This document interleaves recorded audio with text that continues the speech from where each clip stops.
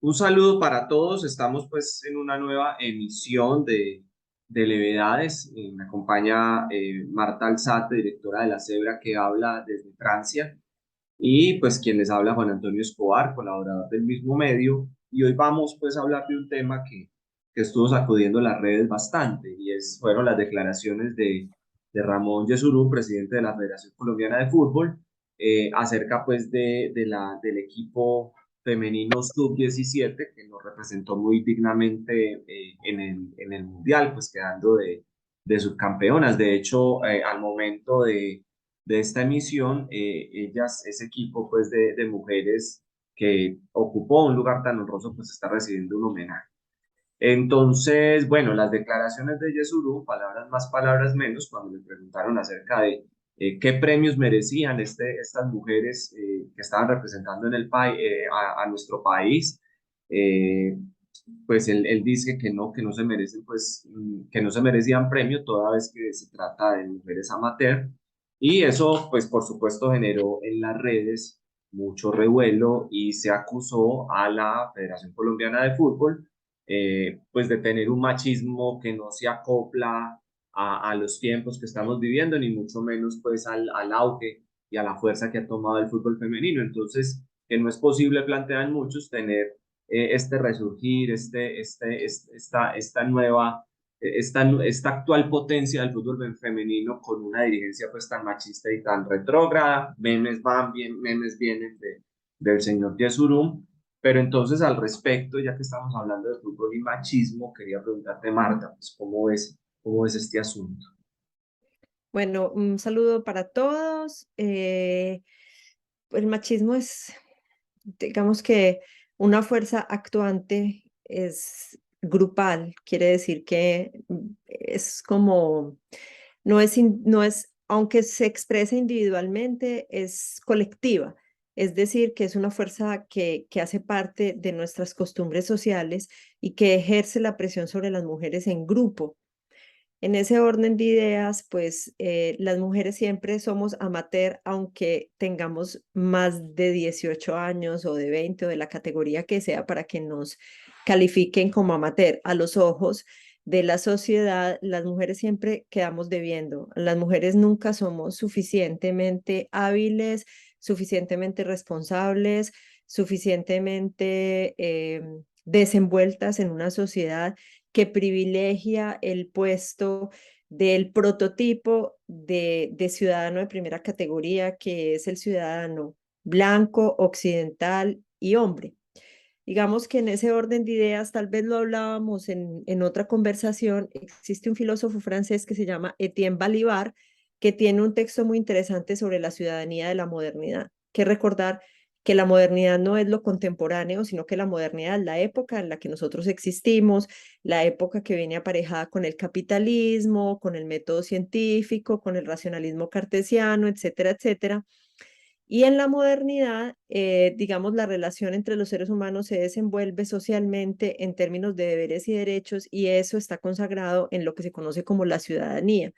En, digamos, particularmente la ciudadanía con respecto a una nacionalidad, porque la nación también es una de los conceptos básicos de la modernidad.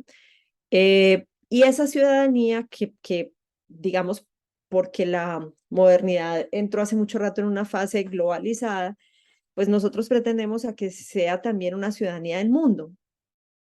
Oímos hablar mucho de eso y decir somos ciudadanos del mundo, porque cuando viajamos en diferentes países existen códigos de comprensión social que conocemos, ¿cierto? Podemos desenvolvernos así tengamos barreras del lenguaje o lo que sea.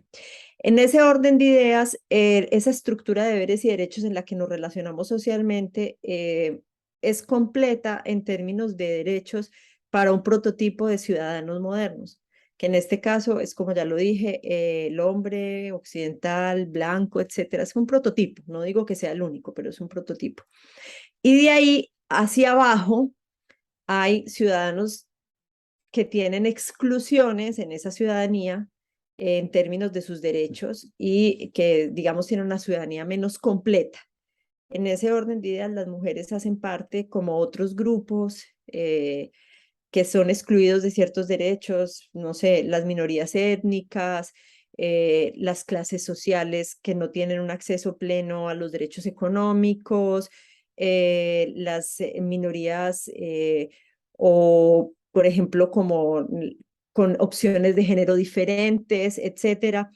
Son ciudadanos que no tienen un acceso completo a la ciudadanía, a la modernidad, como lo tiene el prototipo de ciudadano moderno. Y bueno, ahí siempre las mujeres, siempre estamos llamadas a ser tuteladas, dirigidas por alguien, un directivo que nos califica, un jefe, algún miembro de la familia.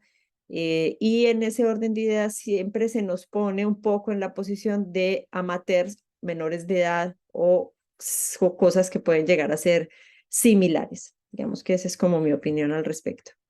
Has planteado dos puntos sobre los que te pediría algo de profundidad, que me parecen muy interesantes, por supuesto, y es que en los colegios de Colombia se ve sociales, una materia, una asignatura que de hecho se evalúa en el ICFES que se llama Sociales y Ciudadanas, y parte de una premisa que, contrastando a lo que pues, estás planteando, pues de pronto no sería tan cierta, y es la comprensión de la ciudadanía como una masa homogénea. Estás planteando que pues en el ejercicio práctico de los derechos, pues hay de ciudadanos a ciudadanos.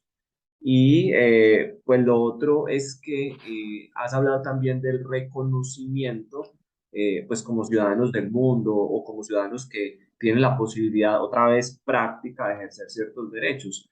Ahora yo pregunto si el señor Yesurum o cualquier otro de nuestros dirigentes del fútbol o de cualquier otro sector eh, piensa en privado que las mujeres pues no están capacitadas para jugar fútbol, o lo dice pues en un evento social delante de sus amigos, pero que en la práctica les reconoce plenos derechos como trabajadoras del fútbol, como personas competentes en su cargo que se lo merecen.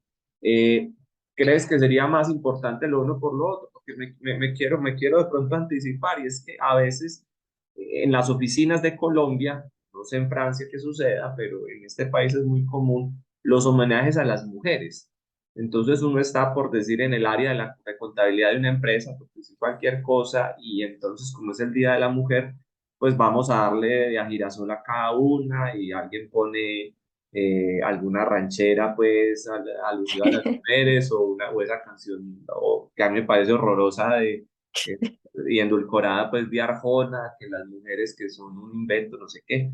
Pero bueno, no entremos en eso, pero a veces se les reconoce a las mujeres su condición de mujeres, de que son mujeres, pues que porque no son hombres, pero siguen existiendo techos invisibles en las empresas. Yo he visto que, y de hecho eso está medido, a veces las mujeres logran llegar más rápido que los hombres a puestos de trabajo, pero su ascenso se da de manera más lenta, muchas veces no se da, trabajan con techos invisibles. Entonces has dicho, bueno, mejor dicho, ¿cómo ves ese reconocimiento de las mujeres? Y sería preferible más bien que te reconociera, pues que se reconociera a las mujeres como ciudadanas con plenos derechos, y no pues con esos homenajes que a mí son como medio endulcorados. ¿Cómo ves el asunto? Bueno, lo que yo creo es que justamente la base de la modernidad es el reconocimiento. Esa es una teoría filosófica que viene desde Hegel. Hegel tenía primero una teoría del reconocimiento filosófico y está en lo que se llaman sus tesis tempranas de Jena, y después abandonó un poco el tema y se decantó por la teoría del conocimiento, que en el transcurso de los siglos se ha convertido en lo que nosotros conocemos como el método científico.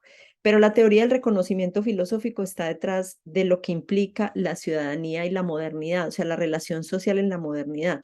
Está detrás de la igualdad de los derechos del hombre, porque yo te reconozco filosóficamente como un igual en virtud de los deberes y derechos sociales en la relación social. Y ese reconocimiento también aporta a la construcción de identidad, es decir, yo soy porque soy reconocido en ese estatus de deberes y derechos. En ese orden de ideas, pues yo no niego las diferencias de género. El fútbol es algo particular que yo no domino muy bien. Estuve preguntando un poco porque, digamos, como mujer, uno puede también tener sus sesgos y decir, no, el fútbol no es para las mujeres, es muy brusco.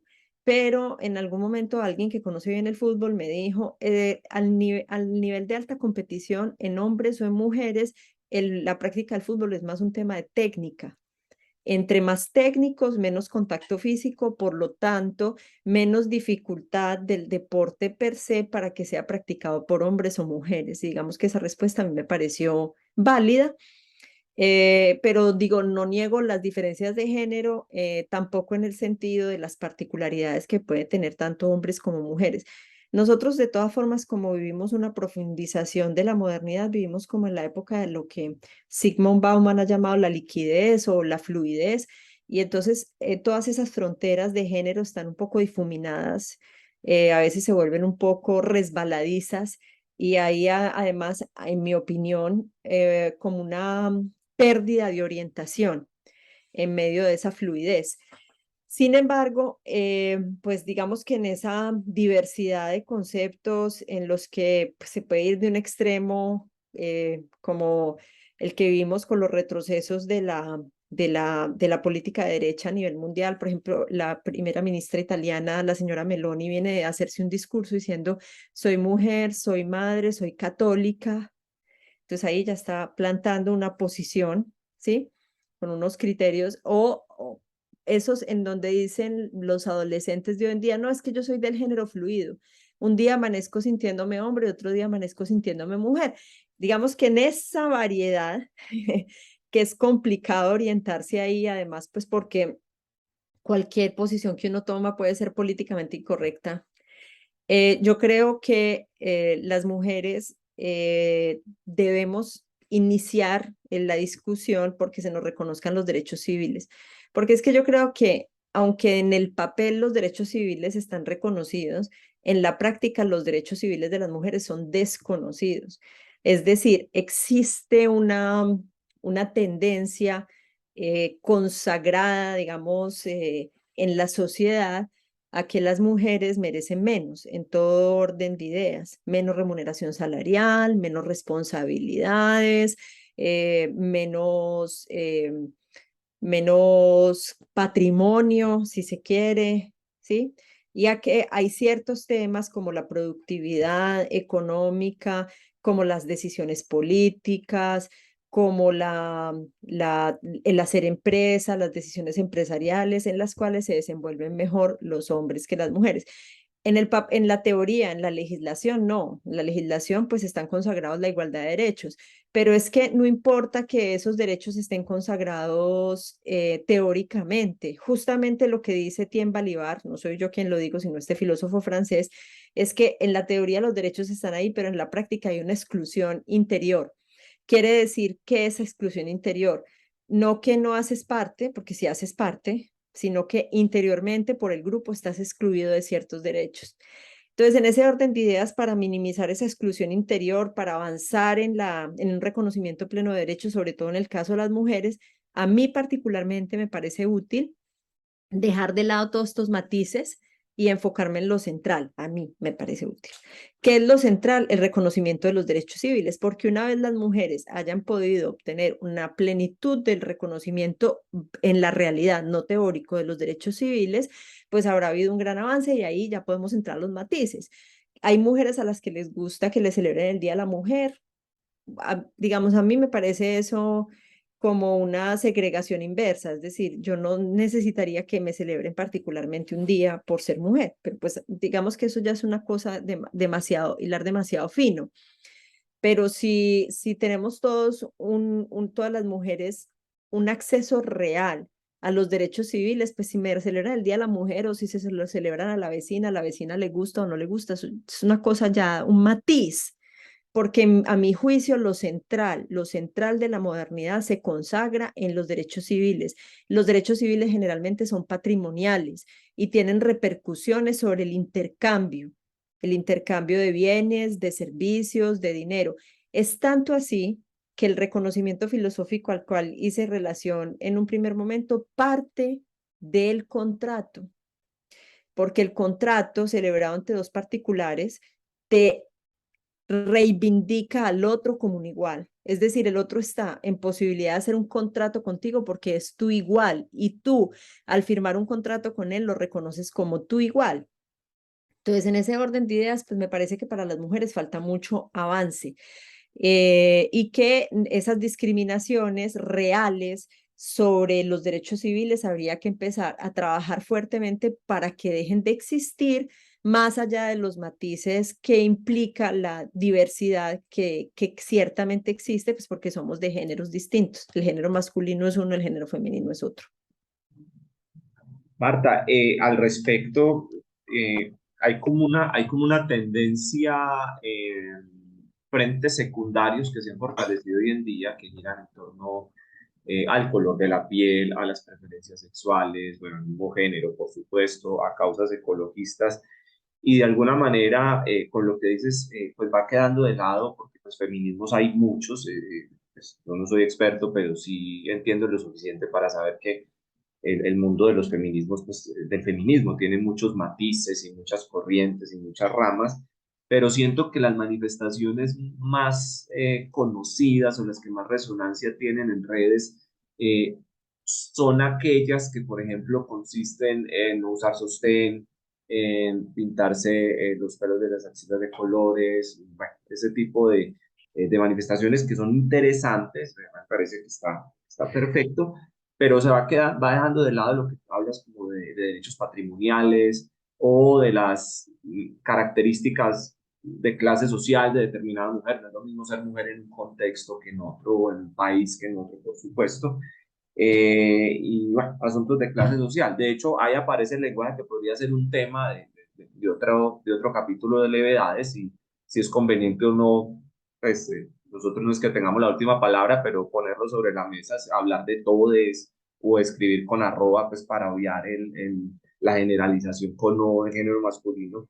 Pero ¿cómo ves estos, y para ir terminando acá, cómo ves estos nuevos feminismos o estas nuevas manifestaciones pues que tratan de reivindicar a las mujeres? Hago alusión, por supuesto, a las más pintorescas y que por supuesto son las que tienen hoy, es un sentimiento que tengo con los estudiantes, mayor auge, sobre todo entre mujeres que están haciendo activismo, que por supuesto es respetable. Bueno, pues volvemos al ámbito de lo simbólico y casi que volvemos al tema de la sopa de tomate y el puré de papa vertido sobre las obras de arte para llamar la atención sobre el cambio climático. Es decir, que hay actos simbólicos como, no sé, decolorarse los vellos de las axilas para llamar la atención, no usar sostén, bueno, que tratan de llamar la atención. Es algo de, sí, de la forma, es un simbolismo, pero ¿cuál es el contenido que acompaña a ese simbolismo?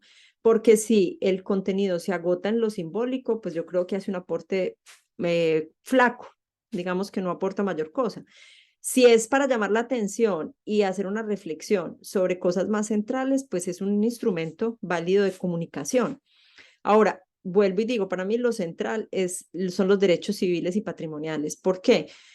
Porque, digamos, en el ámbito de la intimidad, mi diferencia de género con otro ser humano se concreta en mi intimidad. Es decir, si yo voy a tener un intercambio sexual, tengo un intercambio sexual como en mi entidad femenina de mujer y la tengo desde esa perspectiva, pero eso es algo de la intimidad. En los otros ámbitos eso no debería importar. ¿Por qué? Porque yo tendría que esbozar cosas que son relativas a mi género, que son sobre todo expuestas en la intimidad que yo decido compartir con otro, digamos en el caso de la sexualidad, si yo voy a ir a hacer un trabajo o tengo un cargo directivo o voy a ir a hacer una propuesta laboral o voy a ir a sustentar un proyecto, ¿por qué tiene que salir a relucir el hecho de que yo me relacione con los demás desde mi entidad o mi identidad de mujer? Yo diría que eso es irrelevante. Por supuesto, y volvemos a un tema que a mí me encanta, que puede ser mal juzgado por muchos feminismos, que es el tema de Jean Baudrillard cuando dice los hombres son de la producción y las mujeres son de la seducción. Y no es que Baudrillard haya querido reducir el tema de las mujeres a la seducción, es que son formas de ser y estar en el mundo. Y por supuesto que esa identidad femenina que se relaciona profundamente con la seducción tiene sus propias formas de desenvolverse, o sea, su propia reconstrucción de mundo, y en su reconstrucción de mundo se relaciona con los demás. Y yo no diría que está mal. O sea, no quiero pasarme para el lado del Me Too radical en el que cualquier cosa que parezca seducción se interpreta como una agresión. Eso tampoco me parece que sea válido. Guardando, digamos, todo lo que corresponde a los rasgos identitarios que parten del género, pues una mujer puede relacionarse en medio de esa seducción que hace parte de su género, y no negar eso. Sin embargo, cuando está enfrentada a una distribución de los recursos, o de los derechos civiles, eso no debería importar, a mi juicio. A mi juicio, todo eso se pierde ahí, y lo que vale es el estatus de ciudadano. Es decir, que tanto ciudadanas como ciudadanos, o cualquiera que sea el género, para no entrar en esas confusiones, a mi juicio es una confusión, porque en últimas, en el estatus en la relación social, el estatus de ciudadanía lo que te da es el acceso a unos derechos, y te implica unos deberes. No importa cuál sea tu posición de género, y ni mucho menos cuál sea tu decisión de la intimidad sexual, etcétera. Eso no tiene ninguna importancia a mi juicio. A mi juicio, si a ti te reconocen, seas homosexual, seas travesti, seas, bueno, yo no sé cuántas más de esas variantes existen, seas heterosexual o lo que sea, si en el ámbito laboral, en el ámbito legal, te reconocen tus derechos civiles y patrimoniales, bueno, ya sería un avance muy significativo, porque el hecho cierto es que aunque nos distraemos mucho con lo simbólico, con usamos sostén, somos rebeldes, nos pintamos los vellos de las axilas, es que las mujeres somos esto, aquello y los que más allá, a la hora del té, en lo concreto, y si nos volvemos a bodrillar en lo que implica el mundo de la productividad masculina, porque claramente ahí los hombres tienen una ventaja. Entonces, pues ahí en mi caso particular, y digamos para generalizar, abogaría porque me reconocieran como una ciudadana.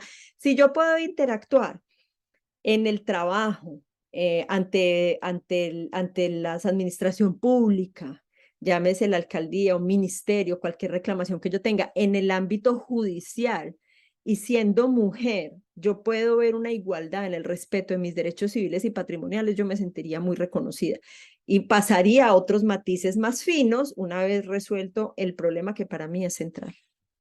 Sí, al respecto una exclamación, pues mucha gente viendo a las mujeres, a las jugadoras de la selección sub-17, ay, cómo juegan de bien, como una especie de sorpresa. Para terminar, ese machismo entre líneas, pues tan denunciado, por supuesto. Pues para terminar, has puesto además otro tema sobre la mesa, una caja de Pandora que no vamos a abrir, pero un tema pues que alguna vez lo tendremos que abordar, y es como la politización de la intimidad, ¿cierto? Hacer política a partir de las decisiones de con quién se acuesta uno, por decirlo de ese modo. Y pues quisiera, como una ávida consumidora de literatura que eres, ¿con qué personaje, y esa sería la última pregunta, ¿con qué personaje femenino te quedas de la literatura? ¿Cuál crees que es un personaje que le recomendarías a quien no esté tan familiarizado con este debate que acabamos de abordar?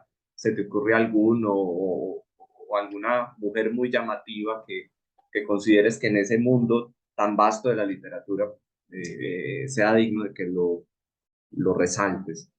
Tú sabes que la modernidad también es el tiempo de las mujeres, porque el sistema capitalista necesitaba, como sistema productivo de la modernidad, incorporar la mano de obra femenina laboralmente activa pues, para sus fines. Y por eso, como también la modernidad es la época de la individualidad, vemos estas grandes heroínas clásicas, perdón, de la literatura, como Ana Karenina, como Madame Bovary, porque son sujetos que empiezan a emerger en su individualidad femenina con todas las contradicciones que implica ese surgimiento.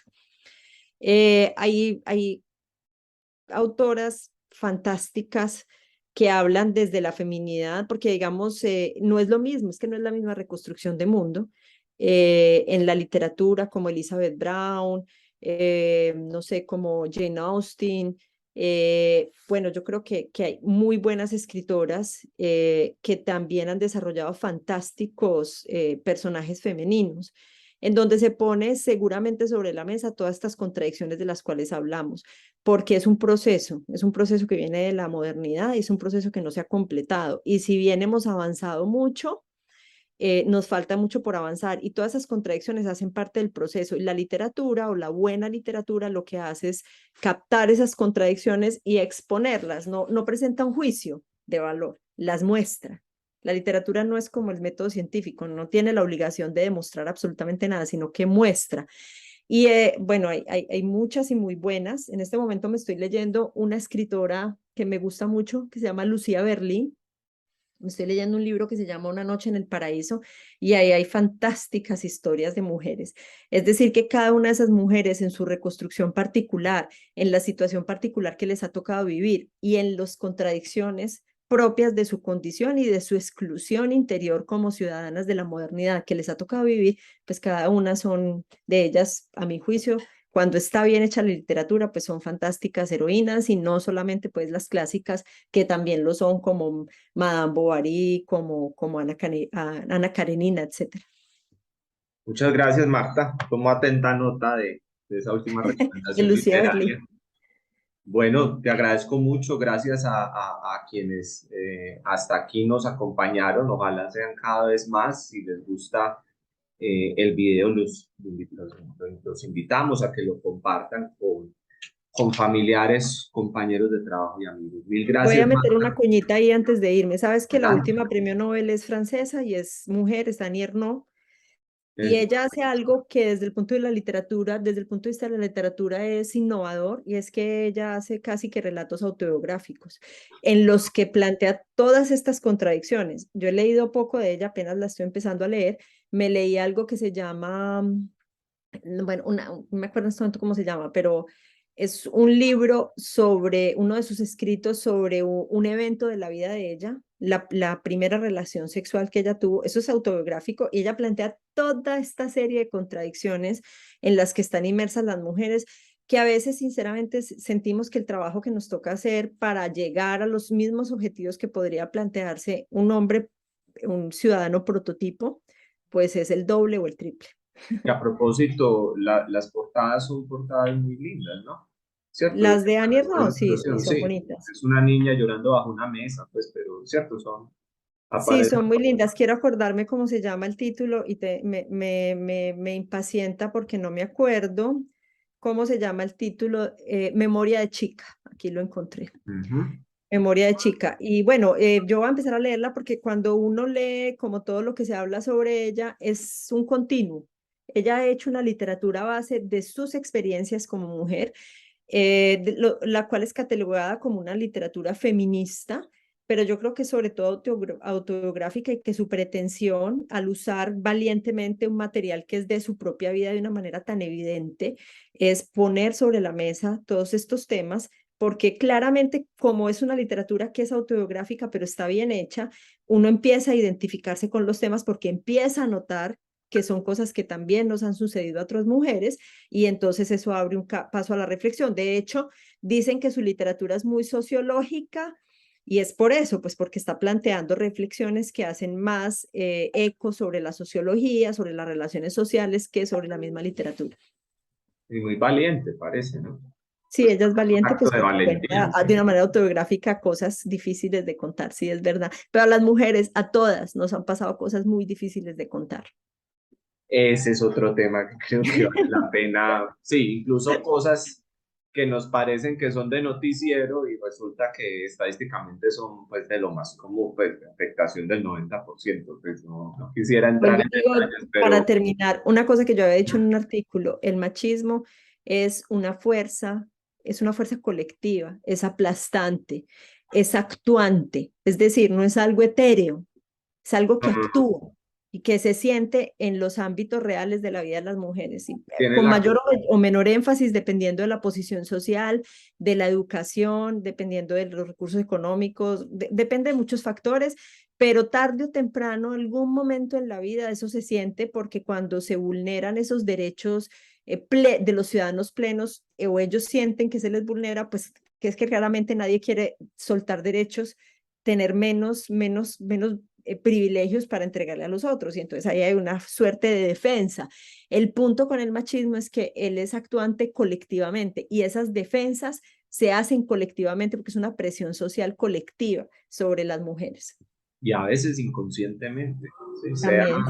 Sea la oportunidad para decir, a pesar, yo lucho mucho contra el machismo, pero es claro que todos los hombres tenemos, por, por cultura y por el lugar donde nacimos, seguramente rasgos involuntariamente machistas que terminen siendo horribles, pero bueno, todos somos pacientes en recuperación. Bueno, Las mujeres también somos muy machistas. Ya para cerrar, porque dijimos que íbamos a cerrar y no hemos cerrado. sí, y hay ese machismo, bueno, ese machismo, lo has dicho tú, pero y esas son aguas pantanosas, pero claro, es una realidad que está bien que reconocer.